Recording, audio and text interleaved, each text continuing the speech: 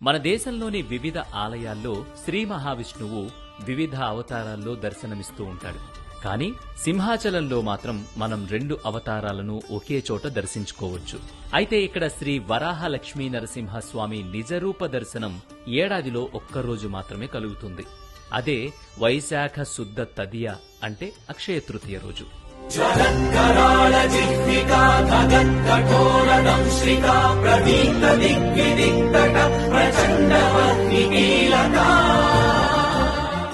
శ్రీ మహావిష్ణువు హిరణ్యాక్షుడిని వధించడానికి వరాహావతారాన్ని, హిరణ్యకశిపుణ్ణి సంహరించేందుకు నృసింహావతారాన్ని దాల్చాడు.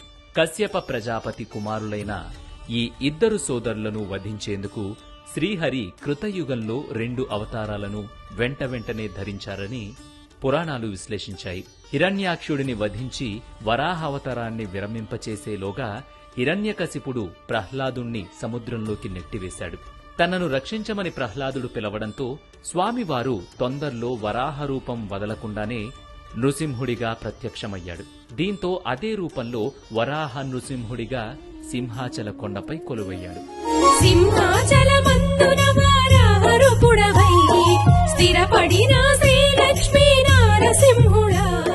అయితే హిరణ్యకశిపుడిని అంతమొందించిన తరువాత నృసింహుడు ప్రళయ భీకరంగా జ్వాలామాలికలతో కనిపించేసరికి సమస్త సృష్టి భయపడింది. బ్రహ్మతో సహా సకల దేవతలు ప్రార్థించినా ఫలితం లేకపోయింది. అప్పుడు బ్రహ్మకు గతంలో తాను చందన వృక్షానికి ఉగ్రత, ఉష్ణం, తాపం నివారించే శక్తిని వరంగా అనుగ్రహించిన విషయం గుర్తుకొచ్చింది. అదే విషయం ప్రహ్లాదుడికి చెప్పి చందనంతో స్వామి ఉగ్రత్వాన్ని తగ్గించమని సూచించాడు. ప్రహ్లాదుడు చేసిన చందన సేవ వల్ల ఆ వరాహ నరసింహస్వామి శాంతించి ప్రహ్లాదుణ్ణి వరం కోరుకోమన్నాడు. సింహాచలం కొండ మీద సదా కొలువు తీరమని ప్రహ్లాదుడు వరం కోరుకున్నాడు.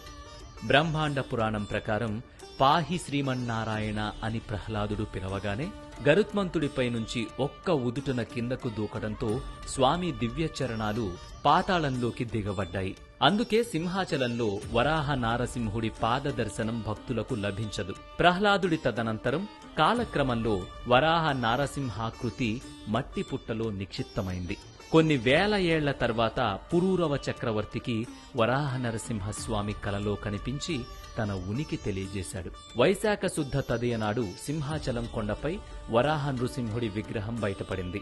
అప్పుడు పురూరవుడు స్వామివారిని చందనంతో అలంకరించాడు. అప్పటి నుంచి ప్రతి సంవత్సరం వైశాఖ శుద్ధ తదియ రోజు శ్రీ వరాహలక్ష్మీ నరసింహస్వామి భక్తులకు నిజరూప దర్శనమిస్తారు.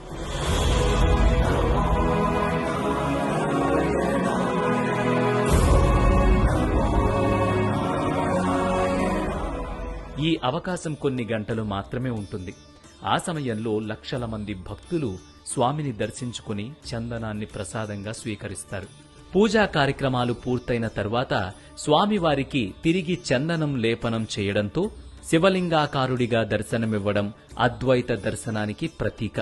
అక్షయ తృతీయతో పాటు జ్యేష్ఠ పౌర్ణమి, ఆషాఢ పౌర్ణమి తిథుల్లో 3 విడతల్లో స్వామికి మొత్తం 12 మణుల పరిమాణంలో చందనాన్ని సమర్పిస్తారు.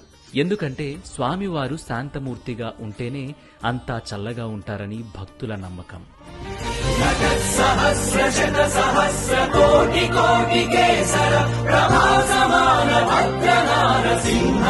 నమో నమః.